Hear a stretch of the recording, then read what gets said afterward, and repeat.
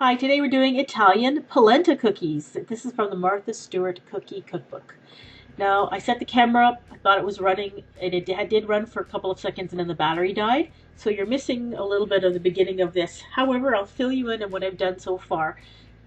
This is what I did. This is what I put into a large bowl. A cup of butter at room temperature, 2/3 of a cup of sugar, one large egg plus one egg yolk, and 1 tablespoon of finely grated lemon zest. And then you just blend that together until it's nice and fluffy. And then you're going to add 1 teaspoon of vanilla extract and then continue to blend. Don't forget to scrape down the sides of the bowl. Then set that aside. In another bowl, you're going to mix your dry ingredients. And those would be 1 3/4 cups of all-purpose flour and 1 cup of Italian polenta or coarse yellow cornmeal. And this is what Martha says in her book about this. Polenta, which is made from the cornmeal, is a staple in northern Italy. To achieve an authentic texture, use imported polenta. Look for it in Italian markets and specialty food stores. Well, we don't have Italian markets or very many specialty food stores here, so I just use the yellow cornmeal. And you stir that together with a little bit of salt, 1/2 teaspoon of salt. Then you're going to blend in the dry ingredients into the wet mixture a little at a time until you get a nice dough. And you can easily mix this, the dry ingredients in with a hand mixer.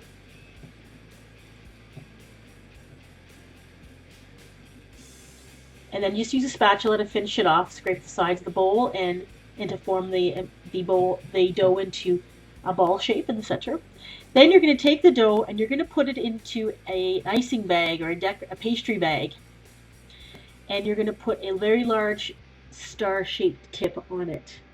And then you're going to squeeze it out into little S shapes that are about 3 inches long and 1 inch wide.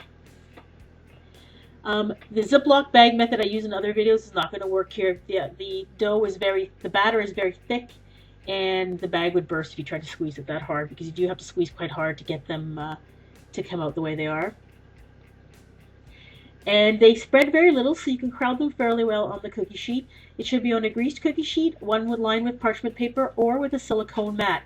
And when you're done piping all of these, you're going to pop them into the freezer for 30 minutes until they're well chilled and firm. And then you're going to put them in the oven at 350 degrees for about 15 to 18 minutes until the edges get brown. Alternatively, you could also make little balls of dough and just maybe squish them down with a fork, because you'll see once this is done that they actually retain the shape that you pipe them into. This is a very nice tender cookie with a little bit of a crunch because of the cornmeal in it. Gives it a very interesting texture. This is a cookie that's not that sweet either. So if you prefer that kind of cookie, this is for you. This is going into my Christmas cookie platter.